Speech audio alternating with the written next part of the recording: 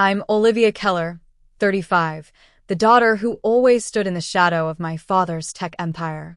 At his funeral, my sister Victoria seized control of our $600 million company with a smile, dismissing me as the silent one to our board members. Her laughter echoed through the room as she claimed her inheritance. What she never understood was that silence isn't weakness. It's observation. It's calculation. It's keeping a record when no one thinks you're paying attention.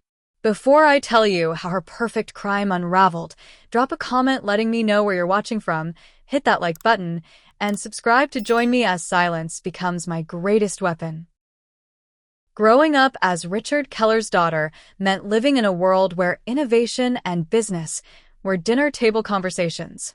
My father built Keller Technologies from nothing, starting in our garage with just a computer and a dream in 1986. By the time of his death, it had grown into a $600 million enterprise that revolutionized data security software. Our childhood home in Seattle witnessed the birth of what would become one of the most respected tech companies on the West Coast. Victoria, my older sister by 3 years, was always the louder one. From childhood, she commanded attention with her charisma and outgoing personality. When visitors came to our home, Victoria would be the first to greet them, charming them with stories and witty comments. She was the star child who thrived in the spotlight, winning debate competitions, leading school clubs, and being featured in local newspapers for her achievements. Dad always beamed with pride during her theatrical performances or when she delivered persuasive speeches at school events. I was different. While Victoria performed, I observed. While she spoke, I listened. I preferred staying behind the scenes, learning the intricate details of how things worked. Instead of seeking applause, I sought understanding. Dad would often find me disassembling computers in my room, trying to understand their inner workings. He never pressured me to be more like Victoria. He appreciated my methodical approach, even if it wasn't as flashy. Olivia sees what others miss. He once told a business partner who questioned why I was so quiet during a company dinner. She's absorbing everything, analyzing it. That's a rare gift. Our mother Elizabeth was the balance between us. She had Victoria's charm and my thoughtfulness. She understood both her daughters perfectly, mediating when our different personalities clashed. But we lost her to breast cancer when I was 15 and Victoria 18. Her death changed everything in our family dynamic. Without Mom's mediating presence, Dad struggled to manage the increasingly different paths his daughters were taking. Victoria channeled her grief into becoming even more outgoing, as if trying to fill the emotional void with attention and achievements. I retreated further into myself, finding comfort in books, computers, and silent observation. After college, Victoria naturally gravitated toward marketing and public relations. With her communication skills and magnetic personality, she became the public face of Keller Technologies.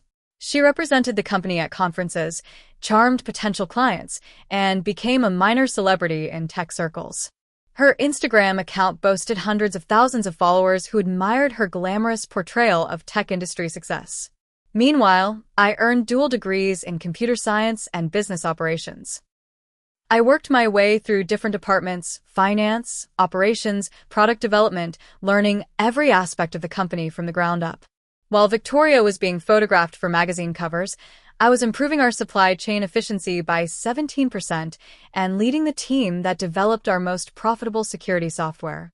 Our approaches to business created tension as we both rose through company ranks. Victoria believed in bold moves, splashy product launches, and aggressive marketing. I advocated for careful analysis, sustainable growth, and product excellence. Board meetings often became battlegrounds for our competing visions. We need to make noise in the market, Victoria would insist, pounding the conference table. Our competitors are getting all the attention while we play it safe. What good is attention if the product isn't ready? I would counter. We build our reputation on reliability, not hype. Dad valued both perspectives, understanding that successful businesses need both innovation and caution, both publicity and substance. Victoria brings them in the door, Olivia makes sure they stay, he would say when trying to ease tensions between us. As Dad entered his 70s, questions about succession became unavoidable. Victoria assumed she would take control as the older sibling and the company's public face.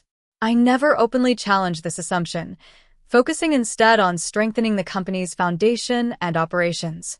But privately, Dad shared concerns about Victoria's impulsive decision-making and lavish spending. She understands people, but not always numbers, he confided during one of our late-night talks in his home office. The company needs both. In the year before his death, Dad's health began declining. He suffered a minor stroke that scared all of us, and though he recovered, he never regained his full energy. Victoria and I temporarily set aside our differences to support him, but tensions about the future simmered beneath the surface. Victoria began having more private meetings with board members. I noticed certain documents disappearing from Dad's home office. The stage was being set for what would happen after his death, though I didn't recognize the signs until it was too late. The call came at 2:17 a.m. on a Tuesday in October. Dad's housekeeper, Marta, found him unresponsive in his study. Massive heart attack, the doctors said. By the time the ambulance arrived, he was gone. At 68 years old, Richard Keller left behind his 2 daughters and the company that had been his life's work. I spent that first day in a fog of disbelief. Dad and I had spoken just hours earlier about a new security protocol implementation.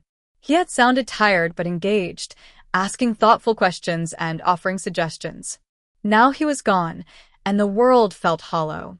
Victoria's reaction surprised me. After an initial burst of tears on the phone, she became strangely composed and businesslike. While I sat in Dad's living room surrounded by his books and photos, unable to process the reality of his absence, Victoria was already making calls, not just to family and friends, but to board members and the company's legal team. "We need to maintain stability," she explained when I questioned her focus on business at such a time. Dad would want us to protect the company. The 3 days between Dad's death and the funeral revealed subtle changes in Victoria's behavior. She insisted on personally cleaning out his home office before anyone else could enter. When I offered to help, she refused sharply. "I've got it under control, Olivia. Just focus on the funeral arrangements." I noticed her meeting privately with board members Bradford Collins and Jerome Wilson, hushed conversations that ended abruptly when I approached. When our father's longtime attorney Benjamin Schultz arrived at the house to discuss the estate, Victoria insisted on speaking with him alone first. "It's complicated legal stuff, Olivia. I'll handle it and explain everything later. You've never had the patience for legal details." The funeral was held at St. Mark's Cathedral, where hundreds gathered to honor Dad's life. Tech industry leaders, employees, family friends, and competitors all came to pay respects to a man who had built something significant with integrity. As Victoria delivered a tearful eulogy, I watched from the front pew, my own grief too deep for public display. "My father believed in bold vision and fearless innovation," Victoria declared, her voice breaking at perfectly timed intervals. "He built Keller Technologies on the principle that security meant freedom, freedom for businesses to grow, for people to connect, for innovation to flourish without fear." The audience nodded appreciatively. Victoria had always known how to capture a room. As his firstborn daughter, I stood by his side learning these principles firsthand. He shared his wisdom, his vision, and ultimately his trust in me to carry forward his legacy. My head snapped up at this. Dad had never indicated Victoria would lead alone. If anything, his private conversations with me had suggested he valued my operational knowledge just as highly as Victoria's public presence. After the church service, the reception was held at Dad's sprawling lakeside home. As guests mingled sharing stories about Dad, Victoria clinked her glass for attention. The room quieted as she moved to the center, dressed impeccably in a black designer dress that somehow managed to be both appropriate and striking. "Thank you all for coming today to honor my father," she began. "As we move forward in this difficult time, I want to assure everyone that Keller Technologies remains strong. My father and I discussed succession extensively before his passing." I froze, glass of water halfway to my lips. What discussions? Dad had never mentioned finalizing succession plans to me.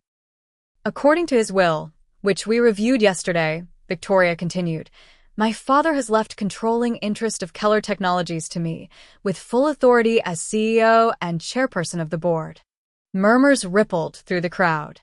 Several board members nodded, as if this confirmed what they already knew. Others looked surprised, glancing between Victoria and me.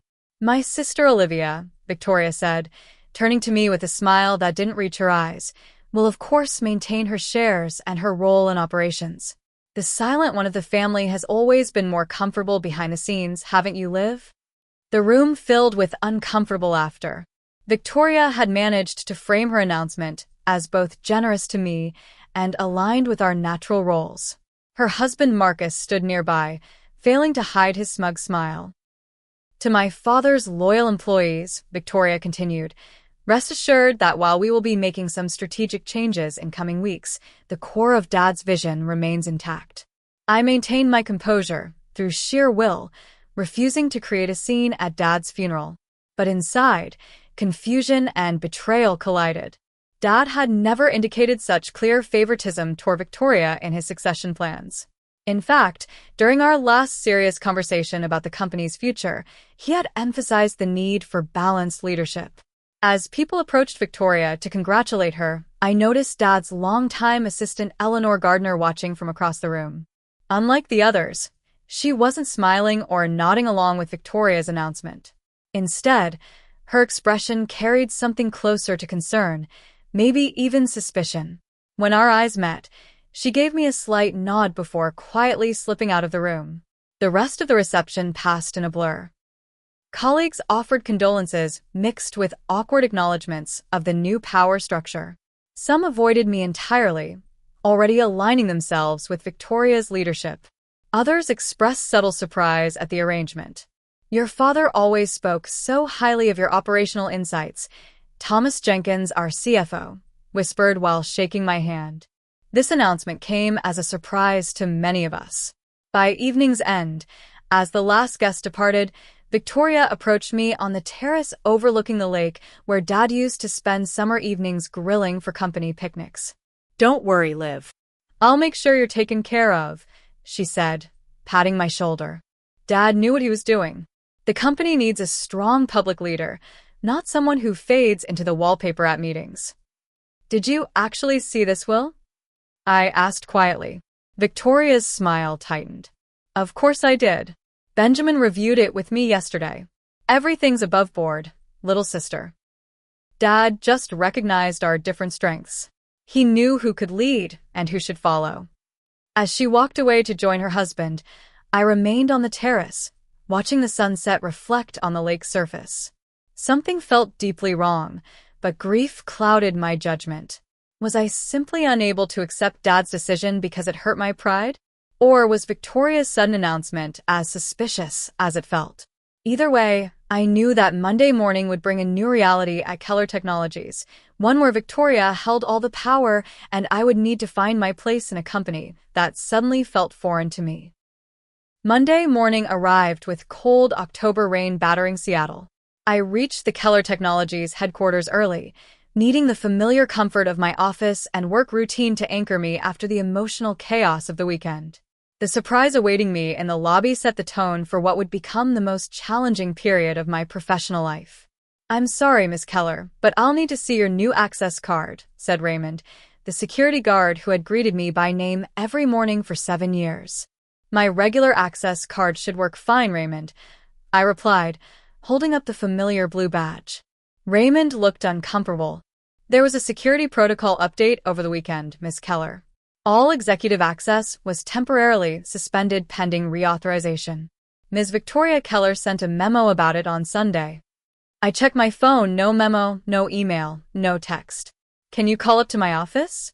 The system shows your office access has been temporarily reassigned, Raymond said, unable to meet my eyes.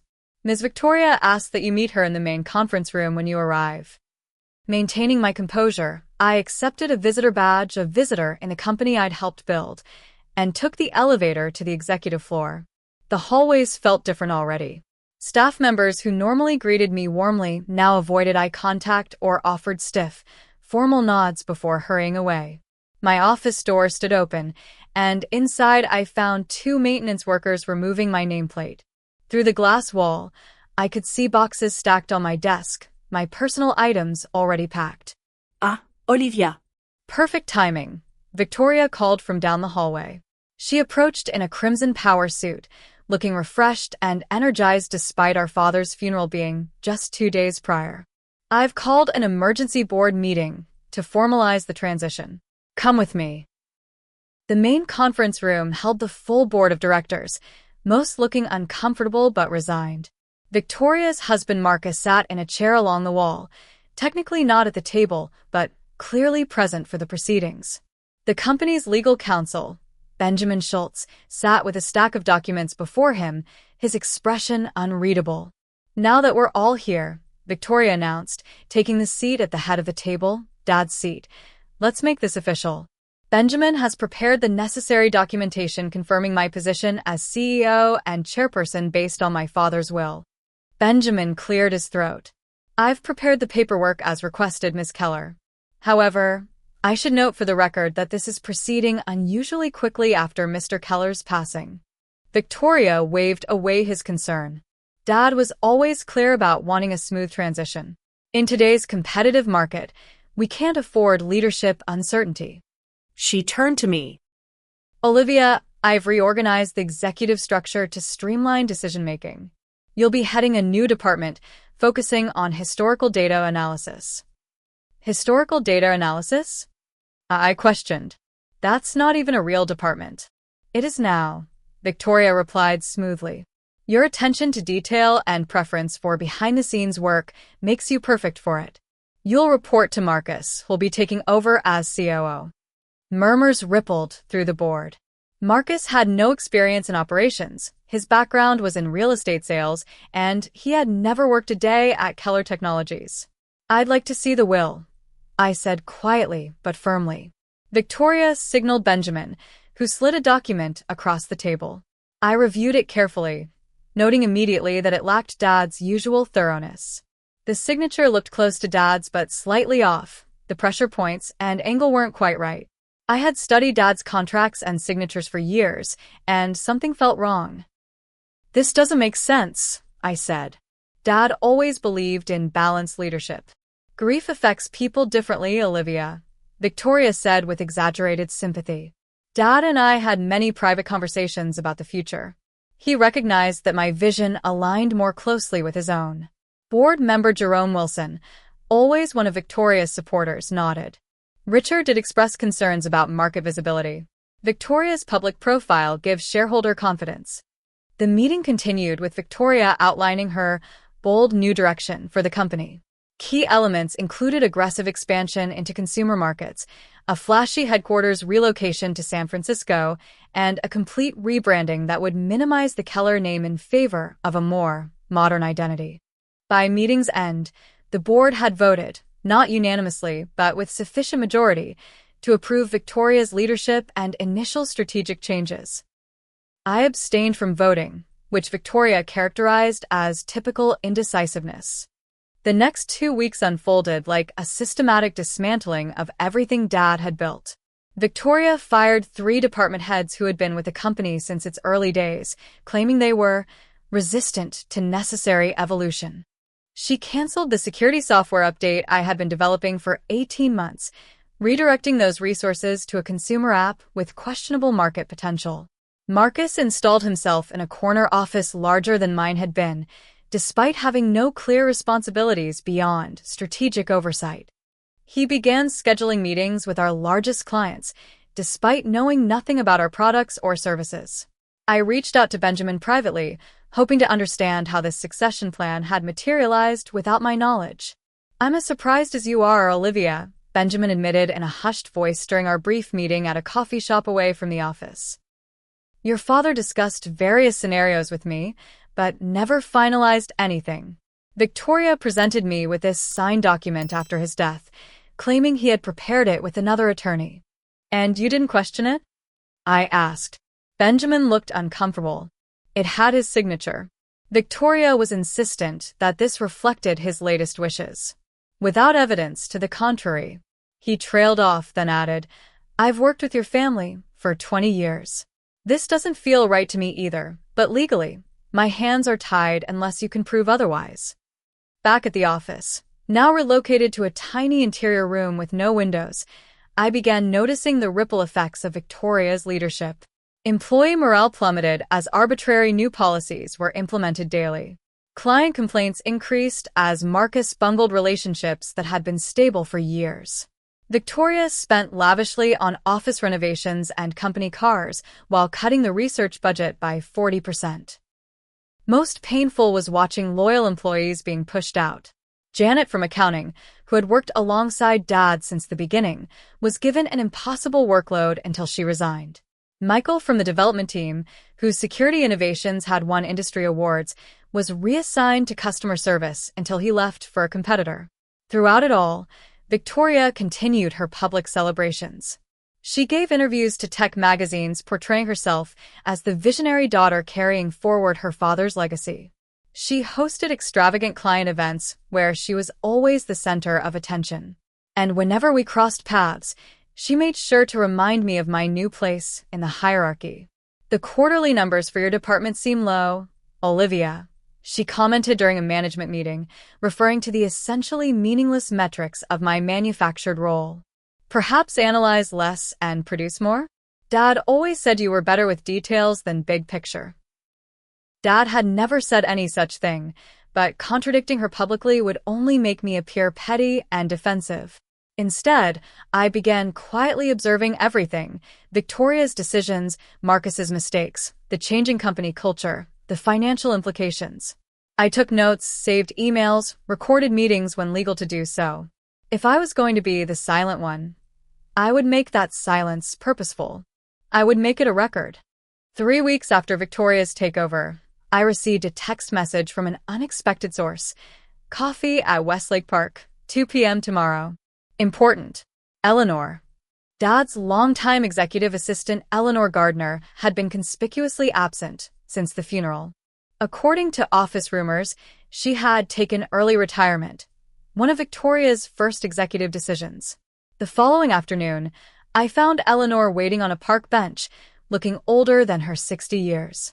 Once Dad's right hand and gatekeeper, she now appeared diminished without her professional context, but her eyes remained sharp and observant. "I've been waiting for you to reach out," she said as I sat beside her. "But I realize now you might not know where to start." "Victoria's pushing me out," I admitted. "Every day, there's less for me to salvage." Eleanor nodded grimly. "Your father never intended this. The will Victoria presented is not the one he prepared." My heart raced. "You're certain?" "I scheduled every meeting your father had for 20 years, Olivia.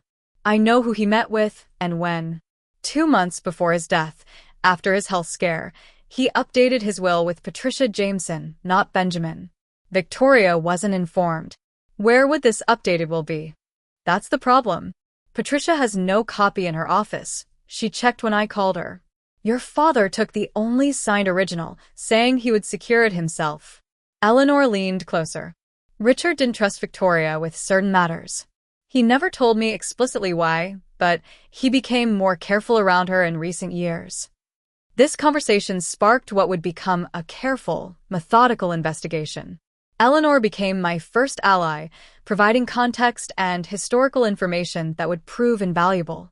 But I needed more. I needed current inside information and financial evidence. My next step came through an unexpected channel. Thomas Jenkins, our CFO, requested a meeting with me regarding historical project budgeting, a thinly veiled excuse to talk privately without raising Victoria's suspicions. We met in a small conference room on a lower floor where executives rarely ventured. Thomas looked stressed, his normally immaculate appearance showing signs of strain. "The financial decisions being made are unsustainable," he confided after ensuring we wouldn't be overheard. "Victoria has withdrawn over $12 million for market expansion initiatives that don't exist in any formal plan. She's authorized bonuses for herself and Marcus totaling $3 million. And she's exploring selling our core security patents to a competitor. Can you document this?" I asked. Thomas nodded. "I've been keeping separate records. What she's doing borders on embezzlement, but as majority shareholder and CEO, she has certain discretionary powers. Still, the board would never approve these actions if presented honestly. "Why are you telling me this?" I asked, though I suspected the answer. "Your father built this company on integrity. I watched him turn down profitable opportunities because they compromised his values. What's happening now dishonors everything he stood for." Thomas straightened his tie nervously. "Also, Victoria asked me to retroactively adjust some financial records. I refused. I suspect I'll be the next early retirement." Armed with Thomas's information, I began connecting with other trusted employees who shared concerns. Sandra from legal confided that Victoria had her preparing documents to dilute minority shareholder voting rights, directly targeting my remaining influence. Jason from product development revealed that our flagship security software was being gutted of key features to cut costs, compromising the very qualities that had made it industry-leading. Each conversation added pieces to the puzzle, revealing Victoria's true intentions. Strip the company of its valuable assets, inflate its short-term value, possibly sell it to the highest bidder, and walk away with a fortune while destroying our father's legacy. The most shocking revelation came from Walter Chen, Dad's college friend and occasional fishing companion. We met at his boat on Lake Washington, where he showed me photos from their last trip together. "Richard was worried," Walter said, showing me pictures of Dad looking contemplative on the boat deck.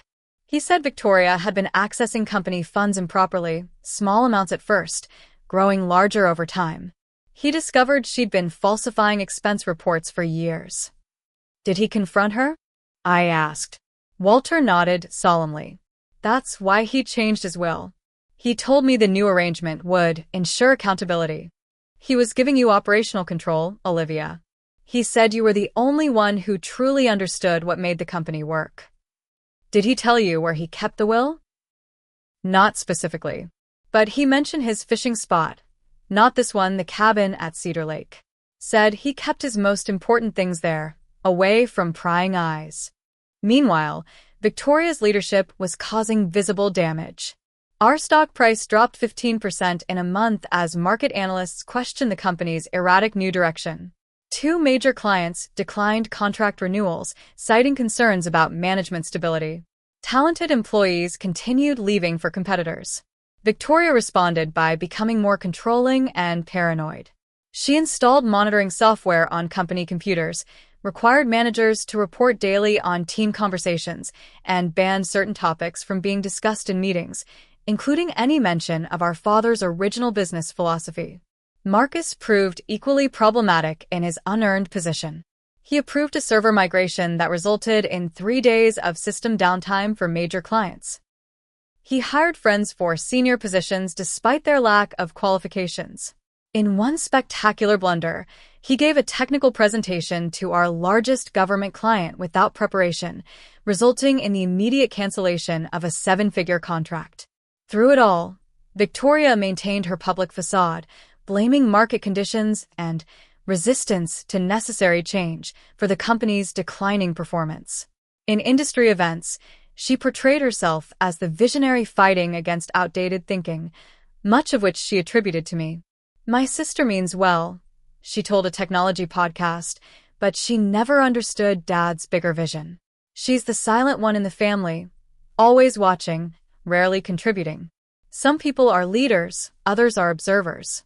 That's just how it is." The irony was that my observation was precisely what would ultimately be her undoing. While Victoria spoke, I documented. While she dismantled, I collected evidence. While she believed I had surrendered, I was building a case that would prove unassailable. "She thinks she's won," I confided to Eleanor during one of our clandestine meetings.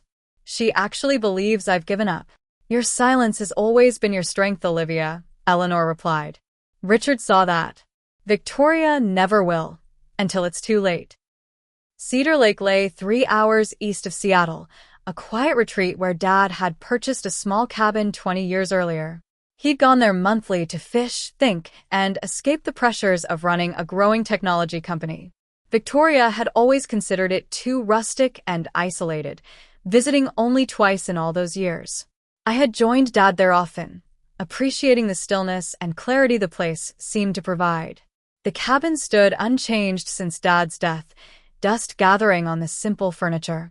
November rain pattered against the metal roof as I searched for any hiding place that might contain important documents. The obvious spots yielded nothing. No safe behind paintings, no hollow books on shelves, no loose floorboards under rugs. I was about to leave disappointed when I remembered Dad's fishing story. The best spots aren't where everyone looks, he told me once. They're just slightly off from where you'd expect. The wood stove had always been the cabin's centerpiece, providing warmth during cool mountain evenings. I examined it carefully, finding nothing unusual. Then I noticed the stone hearth extending slightly further on one side than necessary. Pressing against different stones revealed one that moved slightly.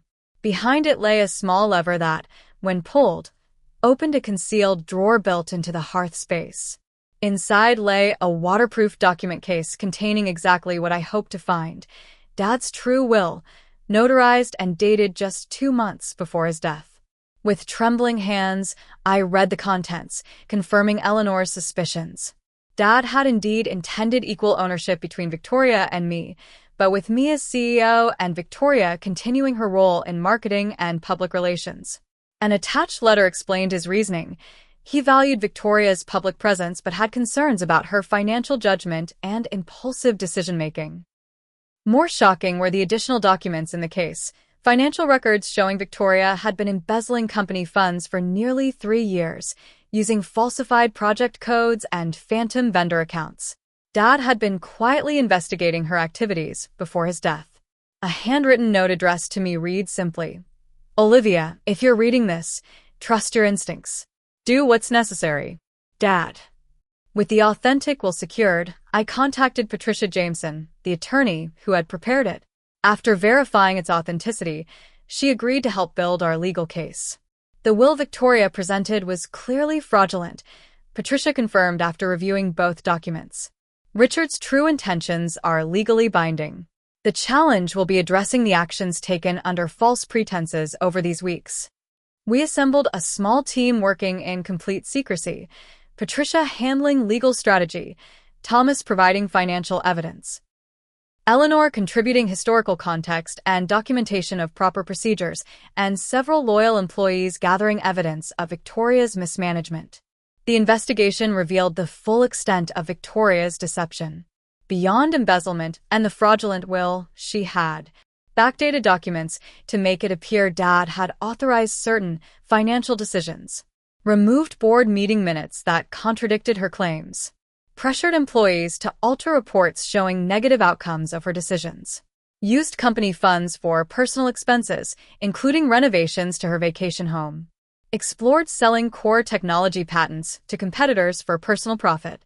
Each revelation strengthened our case, while Victoria remained oblivious, believing her position secure. Her growing confidence led to increasing recklessness. She fired Thomas when he questioned a particularly egregious financial transfer, replacing him with an inexperienced friend who wouldn't challenge her decisions. She announced a company relocation to San Francisco without board approval. She even began removing Dad's name from company materials, claiming market research showed the Keller name lacked contemporary appeal.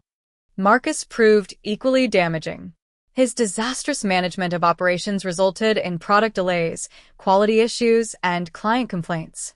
In one catastrophic incident, he approved changes to our security protocol that created a vulnerability in our flagship product, resulting in a minor data breach for several clients. Rather than addressing the problem, he attempted to cover it up, nearly resulting in regulatory violations. Victoria's treatment of employees grew increasingly abusive as company performance declined. She publicly berated team members during meetings, blamed others for her failures, and created a culture of fear where employees spent more energy avoiding her anger than doing their jobs effectively. "The company can't sustain this much longer," Sandra from legal warned during one of our planning sessions. "We're losing clients and talent daily. If we wait too long, there might not be much left to save." The urgency was clear, but we needed our case to be unassailable. Any premature move would give Victoria opportunity to destroy evidence or further entrench her position. Patricia advised a comprehensive approach that would address both the fraudulent will and the subsequent mismanagement in one decisive action.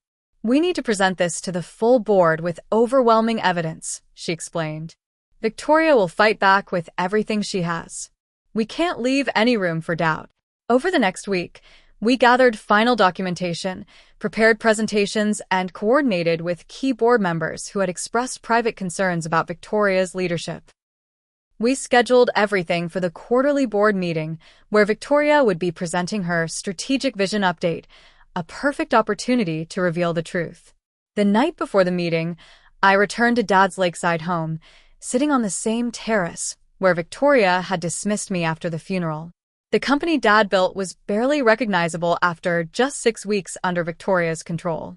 Employee morale had collapsed, client relationships were damaged, and our market position was eroding daily. Tomorrow would determine whether his legacy could be salvaged. As I watched the moonlight reflecting on the lake's surface, I thought about the different paths Victoria and I had taken. Her need for attention and control had ultimately led her to betray everything our father stood for. My quieter approach, once dismissed as weakness, had positioned me to restore what she had damaged. Dad had seen the truth in both of us all along. "You were right, Dad," I whispered to the night air. "Silence isn't weakness. Sometimes it's the strongest response of all." The quarterly board meeting was scheduled for 9 a.m. in the main conference room of Keller Technologies headquarters. Victoria had spent lavishly redecorating the space, replacing Dad's practical, understated furniture with ostentatious pieces that reflected her self-image rather than the company's values. The new table alone had cost $30,000, a fact Thomas had documented in his financial evidence. I arrived early with Patricia Jameson, finding several board members already gathered, chatting quietly. Their expressions shifted to surprise seeing me with an unfamiliar attorney. Victoria had likely told them I wouldn't attend, another way of minimizing my presence. "Olivia, we weren't expecting you," said board member Jerome Wilson, who had generally supported Victoria's decisions. "And who is this?" "Patricia Jameson, attorney." She introduced herself professionally. "I represented Richard Keller in his final estate planning." Jerome's eyebrows rose. "I understood Benjamin Schultz handled all Keller legal matters." "Not all," Patricia replied simply. Victoria arrived exactly at 9, Marcus trailing behind her. She wore an expensive red suit and projected confident energy until she noticed me sitting with Patricia. Her stride faltered momentarily before she recovered, flashing her practiced smile. "Olivia, what a surprise. I thought you were focusing on your department reports today." Her gaze shifted to Patricia. "And you've brought a guest. Board meetings are confidential, as you know." "Miss Jameson isn't a guest," I replied calmly. "She's Richard Keller's estate attorney." Victoria's smile tightened. "Benjamin Schultz handles our family's legal affairs." There must be some confusion. As if on cue, Benjamin entered, carrying his usual portfolio. He stopped abruptly, seeing Patricia, recognition flickering across his face. "Patricia? I didn't realize you were involved with Keller Technologies." "I'm not," Patricia replied. "I'm here representing Richard Keller's estate and final wishes." Victoria clapped her hand sharply. "Well, this is all very mysterious, but we have a full agenda today. Whatever concerns you have, Olivia, can be addressed after the regular business." "Actually," Board Chairman Robert Caldwell interjected, "Olivia contacted me yesterday requesting time at the beginning of our meeting for an urgent governance matter. As chairman, I've approved this request." Victoria's composure slipped further. "Robert, this is highly irregular. Protocol requires agenda items to be submitted in advance." "So does replacing a CEO," I said quietly. Yet here we are. The room fell silent as board members exchanged glances. Victoria took her seat at the head of the table, gripping her leather portfolio tightly. Marcus hovered behind her, looking increasingly uncomfortable. "The floor is yours, Olivia," Robert said, nodding respectfully. I stood, feeling strangely calm. 6 weeks ago, our father Richard Keller passed away. At his funeral, Victoria announced she had inherited controlling interest and CEO authority based on his will. Today, I'm presenting evidence that the will Victoria presented was fraudulent and that her subsequent leadership has caused significant damage to the company our father built. Victoria's face flushed with anger. This is absurd. Benjamin verified the will himself. Benjamin shifted uncomfortably. I reviewed a document Victoria presented as Richard's will. I did note at the time that the process was unusual. Patricia opened her briefcase, distributing folders to each board member. The document before you is Richard Keller's authentic will, properly executed and notarized 2 months before his death. You'll notice several key differences from the version previously presented. Board members opened the folders, scanning the contents with growing concern. Victoria attempted to continue projecting confidence, but her right hand trembled slightly. Richard Keller intended equal ownership between his daughters, Patricia explained, with specific governance provisions placing Olivia in the CEO role, with Victoria continuing her successful work in marketing and public relations. The accompanying letter explains his reasoning. This could be the forgery, Victoria countered desperately. Anyone could have created this document after his death. The notarization and witnesses are verifiable, Patricia replied calmly. Additionally, the document was secured in a location only Richard knew about, in a manner consistent with his known habits. But perhaps most compelling is the handwriting analysis comparing the signature on your version against known authentic signatures. She distributed additional documents showing a detailed analysis of the signatures. Even to untrained eyes, the differences were apparent when highlighted. Victoria changed tactics. Even if there's some technical question about the will, I've been running this company successfully for weeks now. The board has approved my leadership and strategy. This was my cue. I nodded to Thomas, who had been waiting outside. He entered with a cart containing several boxes of documents and a laptop for presentations. The second part of our presentation addresses Victoria's management decisions since taking control, I said. Thomas Jenkins, our former CFO who Victoria terminated last week, has prepared a financial analysis. For the next 40 minutes, Thomas methodically outlined the financial evidence.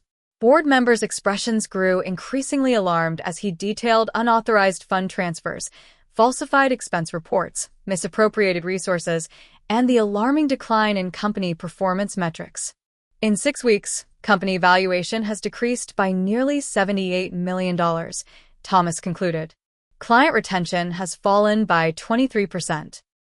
Employee turnover has reached unprecedented levels.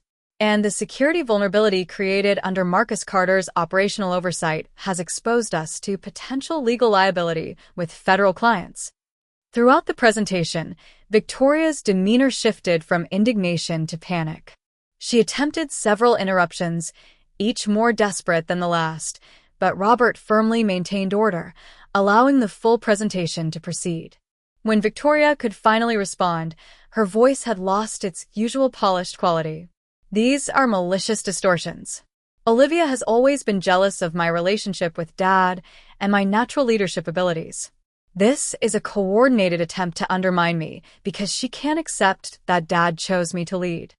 Victoria, Robert said gravely, the financial records speak for themselves.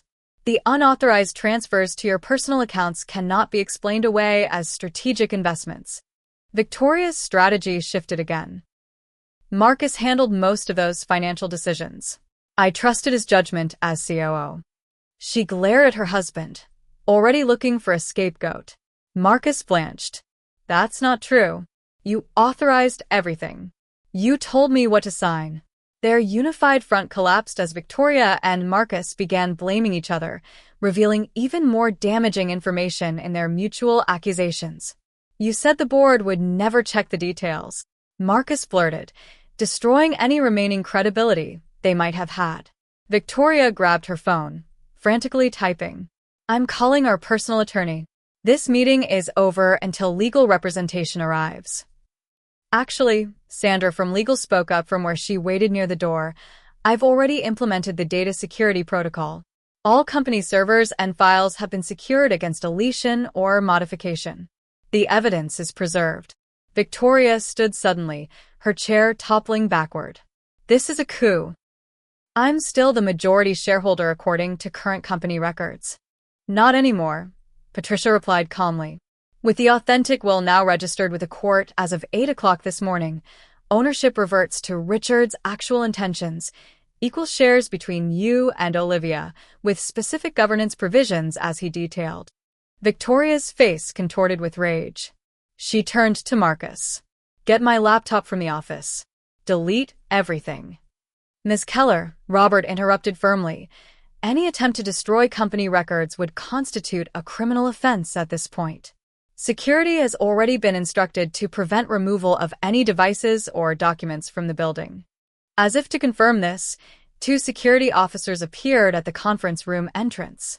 Victoria's eyes darted around the room like a cornered animal, finding no allies among the faces staring back at her. In a final desperate move, she lunged for Thomas's laptop, apparently hoping to disrupt the presentation of evidence. Marcus, sensing the inevitable, tried to stop her, resulting in a brief, undignified struggle that ended with coffee spilling across the expensive conference table. Remove Ms. Victoria Keller and Mr. Carter from the premises, Robert instructed the security officers. Ensure they take only personal items that have been verified by legal. As Victoria was escorted out, her carefully constructed facade completely shattered. You've always been jealous of me, she shouted at me. Dad loved me more. Everyone knows it. The silent one? You're nothing but a shadow. This company will fail without me. Her voice echoed down the hallway as the security team led her to the elevator. Employees watched in stunned silence as the woman who had terrorized them for weeks was removed from the building. The board immediately convened an emergency session. After reviewing all evidence, they unanimously voted to 1.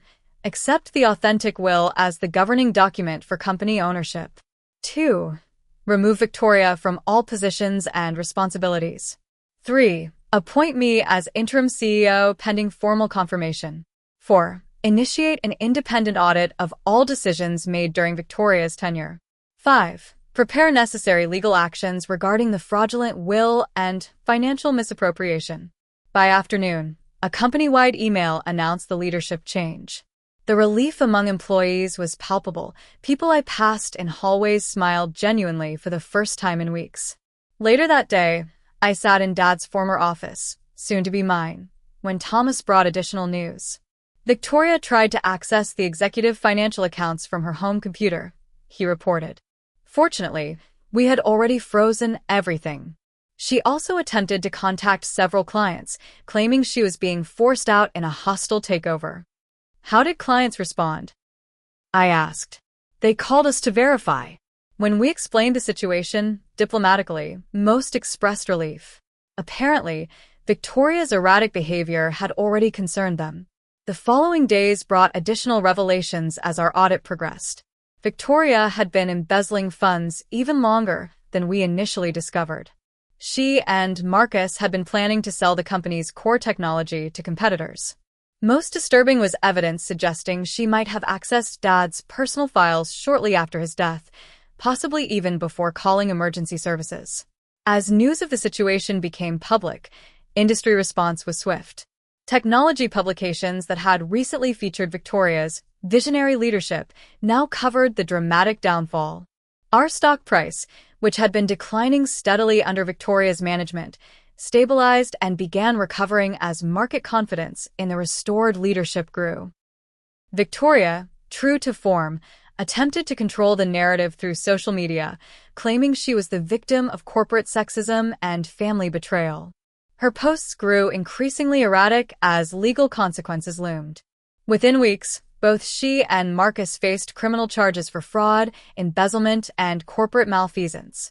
In a fitting conclusion to her downfall, Victoria's final attempt to delete incriminating emails actually created additional evidence when her clumsy efforts triggered the company's security protocols, capturing and preserving the very documents she sought to destroy. The Silent One had been keeping records all along, and those records spoke volumes. My first official day as CEO of Keller Technologies began with a company-wide meeting in the atrium. Employees from all departments gathered, their expressions a mix of hope and uncertainty after the turmoil of recent weeks. The modern space, with its soaring glass ceiling and live plants, had been Dad's favorite place for important announcements. He believed natural light improved both mood and thinking. "Thank you all for coming," I began, standing where my father had stood countless times before. "The past 2 months have been challenging for everyone. Today, we begin rebuilding what my father created and what we all value, a company defined by innovation, integrity, and mutual respect."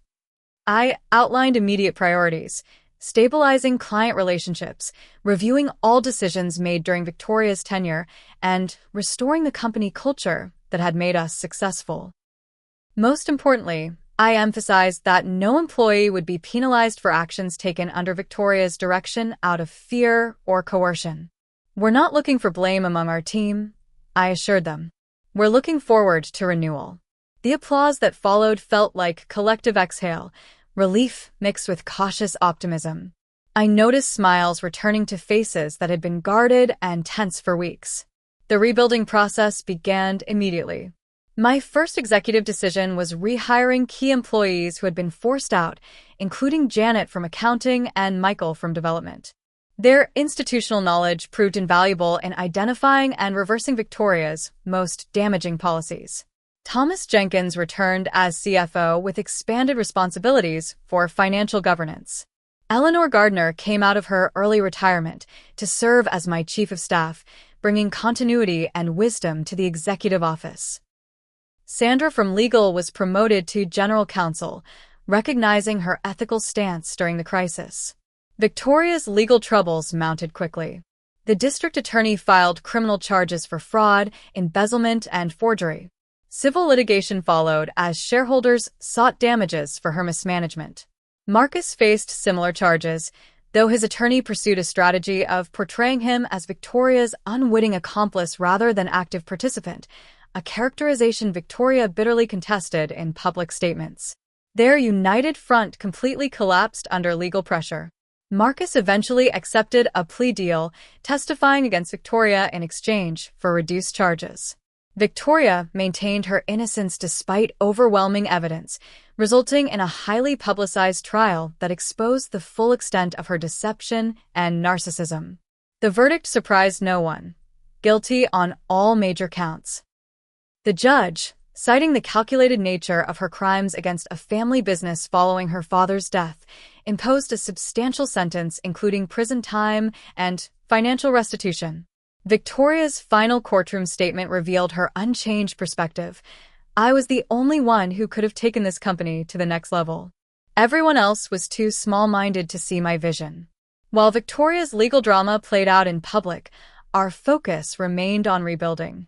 Client by client, we restored trust through transparency and recommitment to the security principles that had originally made our reputation. Some relationships couldn't be salvaged. The damage had been too severe, but many clients expressed relief at the company's return to stable leadership. Internally, healing took time. Victoria's abusive management style had left emotional scars throughout the organization. We implemented new support resources, including counseling services and mentorship programs. Team-building events helped reconnect employees who had become isolated during Victoria's divisive leadership. The company headquarters returned to Seattle, abandoning Victoria's expensive San Francisco relocation plans. We reinstated the research budget, revived the security software update I had been developing, and established new governance policies ensuring no single executive could make unilateral decisions affecting company direction. Most meaningfully, we created the Richard Keller Foundation for Technology Education, using a portion of recovered funds to provide scholarships and training for underrepresented groups in the tech industry. Dad had always believed technology should empower everyone, not just those with existing advantages. The foundation would continue that vision beyond our commercial products. 6 months after taking leadership, I stood on the same terrace where Victoria had dismissively called me, the silent one, after Dad's funeral. The company was stabilizing, though full recovery would take years. Our stock price had regained most of its losses. Employee retention had improved dramatically. New product development was back on track with renewed focus on the security fundamentals that had always been our strength. The personal journey had been equally significant.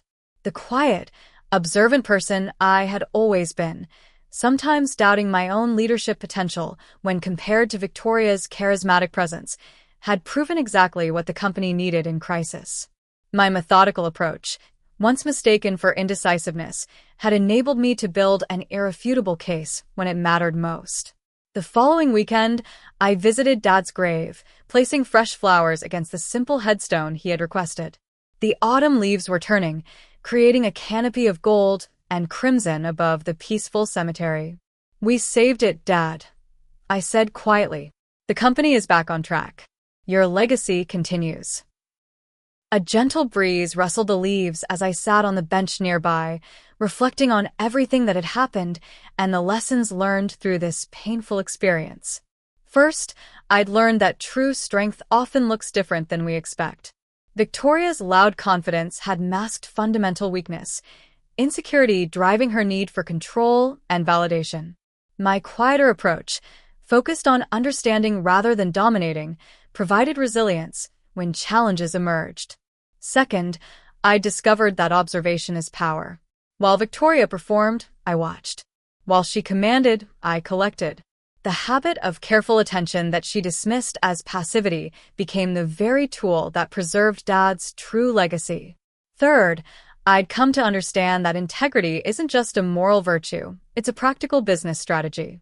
Victoria's deception created short-term advantage, but inevitable long-term failure. Dad's consistent ethics had built something lasting because clients, employees, and partners knew exactly what our company stood for. Most importantly, I'd learned about forgiveness, not for Victoria's benefit, but for my own peace. The anger I initially felt had evolved into something more complex. Sadness for the sister who had everything yet still felt she needed more, compassion for the insecurity driving her actions, and gratitude for the clarity this painful experience had provided about my own path forward. The company would continue without Victoria, stronger for having survived her brief, but destructive leadership. I would lead differently than either my father or sister, combining Dad's integrity with my own methodical approach, while learning from Victoria's mistakes without repeating them. As the sun began setting, casting long shadows across the cemetery, I made a silent promise to Dad and to myself. Keller Technologies would remain true to its founding principles while evolving to meet new challenges. We would build security solutions that protected what mattered most to our clients. We would create a workplace where every contribution was valued, whether loud or quiet. We would be defined not by any single leader's personality, but by our collective commitment to excellence and integrity. Have you ever experienced someone underestimating your quiet strength, only to be surprised when you stood your ground? Share your story in the comments below. Sometimes the most powerful response isn't a shout, but a carefully documented record of truth. If this story resonated with you, please like, subscribe, and share it with someone who might need to be reminded that their observant nature is actually a superpower in disguise. Thank you for joining me on this journey of reclaiming what matters most, both in business and in life.